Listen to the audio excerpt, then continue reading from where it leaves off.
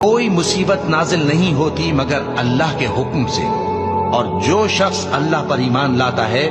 وہ اس کے دل کو ہدایت دیتا ہے، اور اللہ ہر چیز سے باخبر ہے۔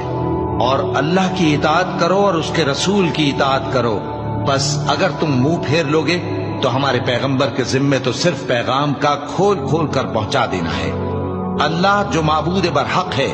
اس کے سوا کوئی عبادت کے لائق نہیں، تو مومنوں کو چاہیے کہ اللہ ہی پر بھروسہ رکھیں۔ مومنوں، تمہاری بیویوں اور اولاد میں سے بعض تمہارے دشمن بھی ہیں، سو ان سے بچتے رہو، اور اگر معاف کر دو اور درگزر کرو اور بخش دو تو اللہ بھی بخشنے والا ہے، مہربان ہے۔ تمہارا مال اور تمہاری اولاد تو آزمائش ہے، اور اللہ کے ہاں بڑا اجر ہے، سو جہاں تک ہو سکے اللہ سے ڈرو اور اس کے احکام کو سنو